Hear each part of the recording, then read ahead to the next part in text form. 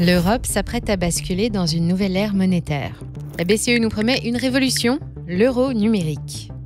Sur le papier, c'est le rêve absolu. Écoutez bien leurs promesses. D'abord, la modernité. Fini les virements qui prennent 3 jours et les frais bancaires absurdes.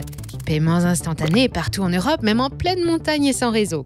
Et pour les 13% d'Européens sans compte bancaire, les bureaux de poste distribueront des cartes prépayées et c'est l'inclusion financière universelle.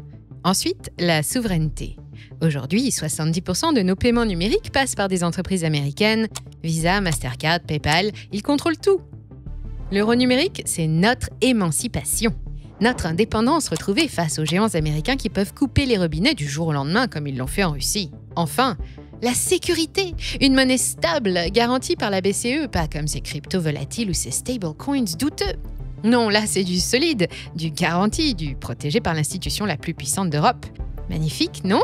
Sauf que, derrière ces promesses dorées se cache peut-être la plus grande arnaque du siècle. Un cheval de Troie numérique qui pourrait transformer chaque euro dans ta poche en chaîne invisible. Parce que voyez-vous, j'ai creusé un peu le sujet, j'ai épluché les rapports de la BCE, les déclarations officielles, les études d'impact, et ce que j'ai découvert risque de vous donner des sueurs froides. Cet euro numérique a des implications beaucoup plus complexes qu'il n'y paraît. Il pourrait permettre de tracer chaque centime que vous dépensez, de limiter combien vous pouvez économiser, de décider comment vous pouvez dépenser votre argent et pire, faire disparaître vos économies d'un simple clic. D'un coup, c'est beaucoup moins excitant comme technologie, non ? Aujourd'hui, on va démonter ensemble cette belle façade. On va voir comment chaque promesse cache un piège. Et ce que vous allez découvrir pourrait bien vous faire changer d'avis sur votre vision de l'argent pour toujours. Mais avant, connaissez-vous le secret bien gardé qui transforme les millionnaires en milliardaires ? Petit indice, c'est une classe d'actifs qui a surperformé le S&P 500 sur les 20 dernières années. Cette classe d'actifs, c'est le private equity, le joyau de la couronne de tout portefeuille diversifié qui se respecte. Le seul problème, c'est que le ticket d'entrée pour les meilleurs fonds se chiffre en centaines de milliers, si ce n'est en millions d'euros. Et c'est là que notre partenaire Fundora rentre en jeu.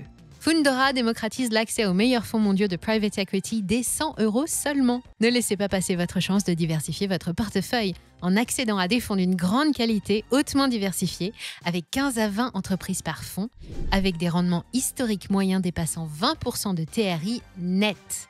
Leur plateforme intuitive simplifie tout et vous permet de diversifier votre portefeuille grâce à différentes stratégies, LBO, secondaire, impact, capital risque, infrastructure, et ce, dès 100 €.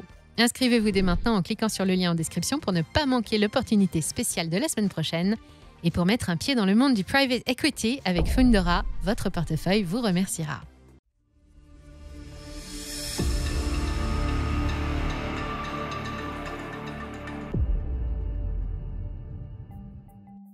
Marie a 42 ans, elle est comptable à Lyon, mère de 2 adolescents. En 2035, l'euro numérique règne depuis 5 ans. Marie vient de recevoir un héritage de 400 000 € de sa tante décédée, une somme qui devrait assurer l'avenir de ses enfants. Premier choc, prélèvement automatique et instantané de 45% des droits de succession, 180 000 € volatilisés en 1 nanoseconde, pas de délai, pas de négociation, pas d'étalement, l'algorithme a calculé, prélevé, terminé, il lui reste 220 000 €. Marie veut économiser pour les études de ses enfants ? Impossible. La BCE a activé les taux négatifs à moins 3% pour stimuler l'économie. Chaque mois, son épargne fond, 550 € qui s'évaporent automatiquement. Elle décide alors d'acheter de l'or pour préserver sa valeur. Transaction bloquée. Motif, achat spéculatif non autorisé en période de politique monétaire expansionniste. Elle tente d'envoyer 50 000 € à sa sœur en Suisse pour diversifier. Transfert, refusé. Les capitaux doivent rester dans la zone euro pour soutenir l'économie locale. Son argent est prisonnier des frontières numériques. Frustrée, Marie achète une voiture de luxe à 80 000 € pour au moins posséder quelque chose de tangible. Mais l'algorithme détecte cette dépense inhabituelle. Son crédit carbone explose, notification immédiate, dépassement du quota CO2 annuel, restrictions activées. Plus possible de réserver des billets d'avion. Marie craque, elle poste sur les réseaux sociaux sa colère contre ce système. Grosse erreur. Le lendemain, notification, comportement antisocial détecté. Conformément à la directive européenne 234/512, votre compte fait l'objet d'une enquête approfondie. Ces 140 000 € restants sont gelés pendant l'investigation. 3 semaines plus tard, verdict, Marie a effectué des virements à un ami qui travaillait partiellement au noir il y a 4 ans. Elle l'ignorait, mais l'algorithme a tout retracé. Sanction, confiscation de 30% de ses avoirs pour complicité passive de fraude fiscale, 42 000 € effacés d'un clic. Marie tente de contourner le système, elle échange des euros numériques contre d'autres biens et services, du troc en quelque sorte. L'algorithme détecte ces transactions suspectes, nouveau gel de son compte, cette fois définitif, motif, tentative de contournement du système monétaire légal. Ces derniers euros sont saisis, Marie n'a plus rien, en 5 mois elle est passée de 400 000 euros d'héritage à 0, légalement, automatiquement et sans recours possible. Cette histoire vous paraît complètement tirée par les cheveux ? Ah, Money Radar, toujours dans l'excès pour faire des vues, je me désabonne. Pourtant, chaque mécanisme décrit existe déjà ou est en développement. Les prélèvements automatiques sont confirmés dans le rapport technique de la BCE de décembre 2024. L'infrastructure permettra des ajustements instantanés pour les obligations fiscales. Plus besoin d'envoyer un avis d'imposition, l'argent sera prélevé en temps réel. Les taux négatifs directs sont évoqués dans l'étude de la Bundesbank de juin 2025. La BCE aura le pouvoir de faire fondre votre épargne pour vous forcer à consommer. La restriction géographique des dépenses est techniquement triviale. Chaque transaction contient des coordonnées GPS. Un simple paramètre et votre argent ne fonctionne plus à l'étranger, ou dans certains quartiers, ou dans certains magasins. Le crédit carbone individuel n'est plus une théorie. La Commission européenne a publié en mars 2025 une étude sur l'intégration des quotas CO2 personnels dans l'euro numérique. Chaque achat sera évalué selon son impact environnemental, dépassez votre quota et certaines transactions pourraient être bloquées. La monnaie à expiration est déjà testée en Chine avec le yuan numérique, des bons de consommation numérique qui disparaissent après 30 jours. La BCE a mentionné cette possibilité dans son rapport de phase préparatoire d'octobre 2024. Si vous voulez comprendre ce qui se passe vraiment dans le monde crypto, au-delà du bruit médiatique, on a lancé Money Radar Crypto. C'est notre newsletter gratuite où on décrypte les vraies tendances du secteur et les mouvements de marché qui comptent. 20 000 abonnés nous font déjà confiance pour avoir l'info brute sans bullshit. Le lien est en description, c'est gratuit et ça prend 10 secondes. Pour en revenir au sujet, ces scénarios ne sont pas théoriques, ils se produisent déjà. Au Canada, en février 2022, le gouvernement Trudeau a gelé les comptes bancaires des participants au convoi de la liberté, sans procès, sans jugement, un simple ordre exécutif. Des milliers de personnes privées d'accès à leur argent pendant des semaines. En Grèce, en 2015, les retraits ont été limités à 60 € par jour pendant la crise, les virements à l'étranger interdits, le capital des citoyens pris en otage. En Inde, en 2016, le gouvernement a annulé du jour au lendemain 86% des billets en circulation. Des millions de personnes ont perdu leurs économies, incapables de les échanger dans les délais. À Chypre, en 2013, l'État a confisqué jusqu'à 60% des dépôts bancaires au-dessus de 100 000 €, un bail-in légal approuvé par l'Union européenne. Avec l'euro numérique, ces mesures exceptionnelles deviennent des outils quotidiens. Plus besoin de loi d'urgence, plus besoin de débats parlementaires, un algorithme décide et votre argent obéit. Le plus effrayant, c'est que tout est déjà en place.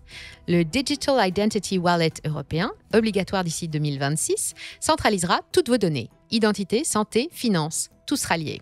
Le système CBAM, Carbon Border Adjustment Mechanism, trace déjà l'empreinte carbone de chaque produit importé, il suffira simplement de l'étendre aux citoyens. Le règlement DSA, Digital Services Act, permet déjà de censurer les contenus nuisibles en ligne. La même logique s'appliquera aux transactions nuisibles. La directive DAC8 oblige déjà les plateformes à rapporter toutes les transactions au fisc. L'euro numérique automatisera ce processus. Nous glissons vers un système où chaque aspect de notre vie économique sera surveillé, analysé et contrôlé, où l'argent n'est plus un outil de liberté mais une laisse électronique, où l'État ne nous gouverne plus par la loi mais par l'algorithme. Et le pire, nous l'acceptons. Par confort, par paresse, par ignorance. Nous sacrifions des siècles de liberté durement acquises pour la promesse d'un paiement plus rapide. La deuxième grande promesse de la BCE, c'est la souveraineté. Enfin, nous libérer de l'emprise américaine. Plus de 70% de nos paiements numériques transitent par Visa, Mastercard et PayPal. Des entreprises américaines qui peuvent du jour au lendemain couper l'accès à leurs services. La Russie l'a appris à ses dépens en 2022. L'euro numérique serait notre émancipation, notre indépendance retrouvée. Sauf qu'on ne fait que changer de prison et la nouvelle est bien plus sophistiquée. Certes, Visa peut bloquer vos paiements, mais la BCE pourra bloquer votre vie entière. Aujourd'hui, si Mastercard refuse une transaction, vous sortez une autre carte. American Express, une carte bancaire locale, du liquide, PayPal, un virement, les alternatives existent. Avec l'euro numérique obligatoire, plus d'échappatoire, un système unique, centralisé, omnipotent. La Commission européenne l'a confirmé dans sa proposition de règlement de juin 2023, l'euro numérique aura cours légal. Les commerçants devront l'accepter, les citoyens devront l'utiliser pour certaines transactions avec l'administration. Cette souveraineté ressemble furieusement à une obligation. Piero Cipollone, membre du directoire de la BCE, l'a vendu comme l'option de paiement électronique la plus privée. La formulation est révélatrice. Pas privée, mais la plus privée des options électroniques. C'est ça, la souveraineté européenne? La BCE jure que l'euro numérique ne remplacera pas les espèces. Christine Lagarde le répète, complément, pas remplacement. Mais les faits racontent une autre histoire. En Suède, moins de 10% des transactions se font en liquide. De nombreux commerces refusent les espèces, les banques ne distribuent plus de billets. Le pays glisse vers une société sans cash où chaque transaction est tracée. En France, le plafond de paiement en liquide est passé de 3 000 à 1 000 euros.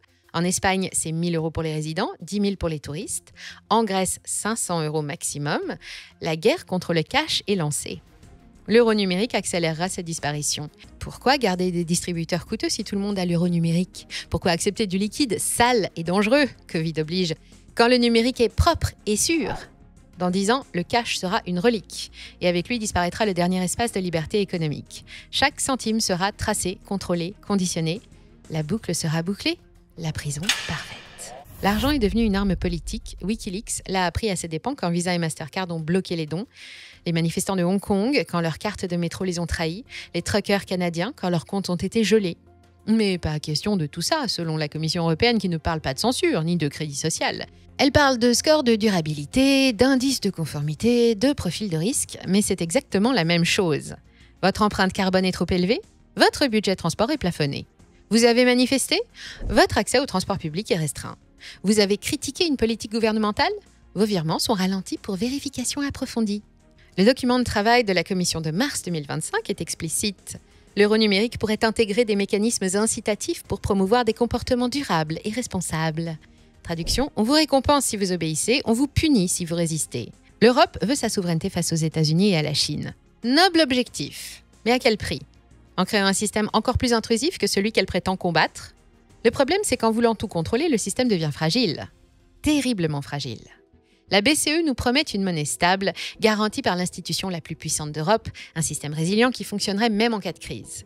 L'euro numérique serait notre bouclier contre l'instabilité financière. Sauf qu'en réalité, ce bouclier ressemble plutôt à une bombe à retardement. Chaque année, des milliers de cyberattaques visent les banques. JP Morgan subit 45 milliards de tentatives d'intrusion par an. Mais les dégâts restent limités. Pourquoi? Parce que le système est fragmenté. Pirater une banque ne donne pas accès à toutes les autres. L'euro numérique change tout. Un système unique, centralisé pour 450 millions d'Européens, le saint Graal pour les hackers, une seule faille et c'est l'économie européenne tout entière qui tombe.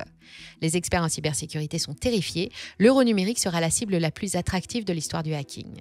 Imaginez le ransomware qui bloque non pas un hôpital mais l'ensemble du système monétaire européen. La BCE promet une sécurité state of the art. Mais rappelons-nous, la NSA a été piratée, le Pentagone a été piraté, Microsoft, Google, Facebook ont été piratés. Qu'est-ce qui rend la BCE invulnérable? Un seul bug, une seule faille et des milliards peuvent disparaître. Pas virtuellement comme avec les crypto-monnaies, réellement. L'argent des retraites, des salaires, des économies évaporé dans le cyberespace. Et que dire des infrastructures? Le système Target 2 de la BCE, qui gère les paiements interbancaires, est tombé en panne le 10 mars 2025. Pendant 8 heures, des milliers de milliards d'euros ont été bloqués. Les entreprises ne pouvaient plus payer leurs fournisseurs, les banques ne pouvaient plus se prêter entre elles. C'était un système professionnel, utilisé uniquement par les banques. Imaginez la même panne, mais avec l'euro numérique grand public. 450 millions de personnes incapables de payer leur café, leur essence, leurs courses. La panique serait instantanée. Un bug dans le code pourrait avoir des conséquences catastrophiques. Et puis disons-le enfin, la BCE a un autre problème majeur, personne ne veut de son euro numérique. L'étude publiée en mars 2025 est accablante. 58% des Européens jugent improbable ou très improbable qu'ils l'utilisent, un échec annoncé. Les Allemands sont les plus hostiles, 67% de rejet. Pour eux, l'euro numérique, c'est le retour de Big Brother. Les Français résistent aussi, 61% préfèrent garder le choix des espèces. L'attachement au liquide reste fort, les marchés, les brocantes, les pourboires, toute une culture économique basée sur l'anonymat du cash. Même les jeunes, supposés technophiles, sont sceptiques. 52% des 18-35 ans préfèrent leurs applications actuelles. PayPal, Revolut, Lydia. Pourquoi changer pour un système plus contraignant? La BCE peut imposer l'euro numérique légalement, mais peut-elle forcer son adoption? Face à l'euro numérique, les Européens s'organisent déjà. L'or physique connaît une renaissance, les ventes de pièces d'or ont augmenté de 250% en 2025, les coffres des particuliers se remplissent, un retour aux valeurs refuges millénaires face à la modernité oppressive. Tant qu'on parle d'Europe, notons que même au cœur de l'Union européenne, personne n'est d'accord. Les pays du Nord veulent un système strict, contrôlé, limité. Les pays du Sud préfèrent la flexibilité, l'anonymat et la liberté. La Pologne a déjà annoncé qu'elle n'adoptera pas l'euro numérique avant 2035. La Hongrie exige des exemptions. L'Italie menace de créer sa propre monnaie numérique nationale si l'euro numérique est trop restrictif. Les paradis fiscaux européens paniquent. Le Luxembourg, qui vit du secret bancaire, voit d'un mauvais œil cette transparence totale. Malte et Chypre, hub des crypto-monnaies, craignent pour leur modèle économique. Et cette fragmentation pourrait bien être fatale. Si certains pays adoptent l'euro numérique et d'autres non, comment fonctionnera le marché unique ? Le plus tragique, c'est que la BCE ne peut plus reculer. Elle a investi des milliards dans le projet, des milliers de fonctionnaires y travaillent, l'infrastructure est en construction. Politiquement, un abandon serait un aveu d'échec catastrophique. Mais continuer pourrait être pire. La BCE crée exactement ce qu'elle voulait éviter, une fragmentation du système monétaire. Dès octobre 2025, la phase de test se termine. La BCE devra décider, lancer ou abandonner. Les pressions sont énormes. Les États-Unis poussent leurs stablecoins, la Chine déploie son yuan numérique, l'Europe ne peut pas rester à la traîne. Les prochains mois seront cruciaux. Les citoyens européens ont encore le pouvoir de dire non par leur choix de consommation, leur vote, leur manifestation. L'euro numérique n'est pas encore une fatalité. Le choix nous appartient encore, mais pour combien de temps ? Mais avant de partir, n'oubliez pas de tester Fundora, investir dès 100 € dans les meilleurs fonds mondiaux de private equity. Cliquez sur le lien en description pour vous inscrire dès aujourd'hui. Vous savez tout et j'attends maintenant vos commentaires. J'ai hâte de connaître votre stratégie et votre avis. Et si cette vidéo vous a plu, pensez à la partager et abonnez-vous à la chaîne. Merci à toutes et à tous pour votre fidélité, restez curieux et je vous dis à très bientôt sur Money Radar.